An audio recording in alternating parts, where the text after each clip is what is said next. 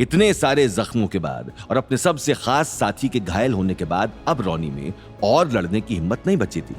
इसलिए उसने गौतम के आगे घुटने टेकते हुए बोला, मुझे माफ कर दीजिए, मैं बिल्कुल गलत था। जो भी बदतमीजी मैंने आपसे, आपकी बीवी से, रिया और सुलेखा जी से की है, उसके लिए मैं तहे दिल से शर्मिंदा हूँ।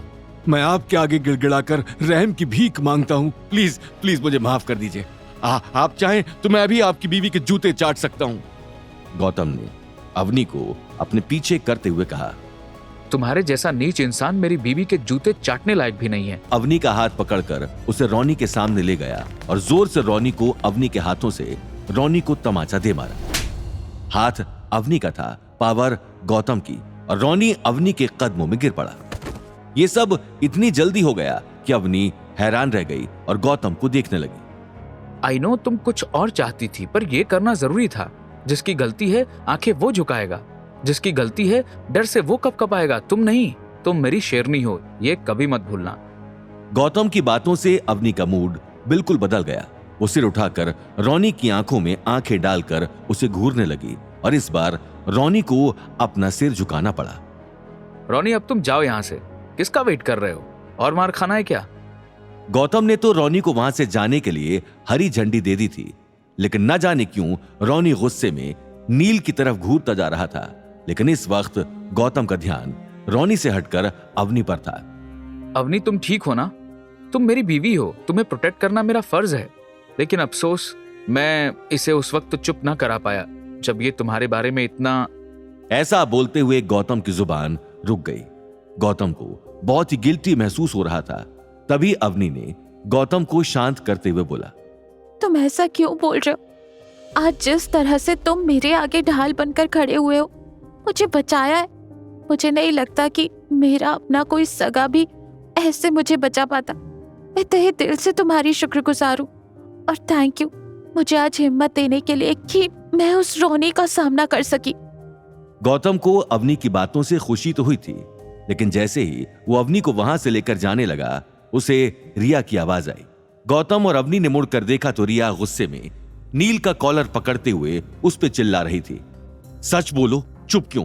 मैंने पूछा इतनी देर से चल क्या रहा है? मैं कब से नोटिस कर रही हूं कि ये गंजा तुम्हें बहुत देर से गुस्से में घूरे जा रहा है, और मैंने अच्छे से देखा है कि तुम भी उसे आंखों से इशारे करे जा रहे हो। मुझे सब सच बताओ, क्या चल रहा है?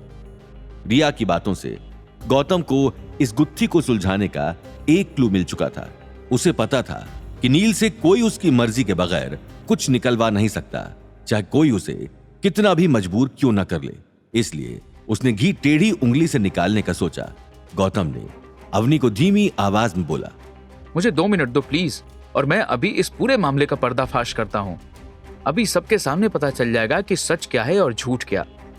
अवनी को कुछ समझ नहीं आया कि गौतम आखिर कहना क्या चाहता है और वो कौन सा पर्दाफाश करने वाला है।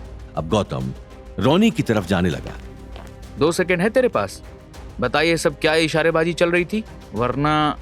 रोनी ने जैसे ही गौतम के मुंह से ये बात सुनी, उसने गुस्से में अपने पास में पड़ी हुई ईंट उठाई। सब लोग एक पल के लिए डर गए कि आज तो गौतम जान से गया, लेकिन गौतम को अपने ऊपर पूरा विश्वास था। उसे पता था कि रोनी उसके साथ तो कम से कम ऐसी कोई बदतमीजी नहीं करेगा, और वैसा ही हुआ। रोनी ने गुस्से में ईंट तो उठाई, लेकिन गौतम के सर पर नहीं मारी, बल्कि वो नील की तरफ बढ़ा और खींच के उसके सिर पर वही ईंट दे मारी। नील के पास खड़ी रिया की तो टांगे ही कांप गई थी। गौतम रोनी की इस हरकत से गुस्सा हो गया और वो रोनी को पकड़कर रिया से दूर गाड़ी के पास ले आया। लेकिन रोनी तो पहले ही गौतम का सताया हुआ था, इसलिए उसने गौतम के सामने हाथ जोड़ते हुए बोला, रुको रुको, सुनो, मैं सब सच बता रहा हूं। ऐसा बोलते हुए रोनी बार बार गुस्से में नील की तरफ देख रहा था। नील ने रोनी को चुप रहने का इशारा किया और इस बार ही सब ने देखा। रोनी भड़क कर बोला, अब तू मुझे दोबारा जितने चाहे पैसे दे दे, लेकिन मैं तेरे झांसे में नहीं फंसने वाला हूं। मुझे तेरे जैसे झूठे पर भरोसा नहीं है। मैं दादा भाई गैंग का लीडर रोनी हूं, लेकिन तूने तो मुझे गली का कुत्ता बनाकर छोड़ दिया है। रोनी की बातों से अब सभी को यह अंदाजा तो हो चुका था कि जरूर ये ड्रामा नील का बनाया हुआ है। तभी गौतम ने रोनी से कहा, यूं घुमा फिराकर बात करने की जरूरत नहीं है। जो भी है एकदम सही सही बता, और तुझे यहाँ कोई कुछ नहीं कहेगा, वो जिम्मेदारी मेरी है। अब रॉनी ने बताया, कुछ दिनों पहले नील ने हमारी दादा भाई गैंग में कांटेक्ट किया था। इसे पता था कि हम यहाँ के सबसे खतरनाक गुंडे हैं और हमारा यहाँ सिक्का चलता है। हमारा रिकॉर्ड था कि हमने जिसकी सुपारी ली उसको खत्म किया।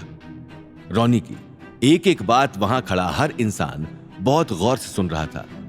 अपनी बात कंटिन्यू करते हुए बोला, तो फिर इसने हमें बताया कि रिया सिंघानिया नाम की एक लड़की के सामने ये अपना इंप्रेशन जमाना चाहता है और ये हमें नकली गुंडा बनाकर अपने आप से लड़वाना चाहता है।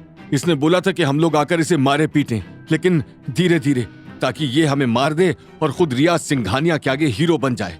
और इसने तो ये भी बोला था कि हम रिया सिंघानिया की झूठी किडनैपिंग करें और फिर ये उसे हम लोगों से बचाएगा और उसकी नजरों में हीरो बन जाएगा।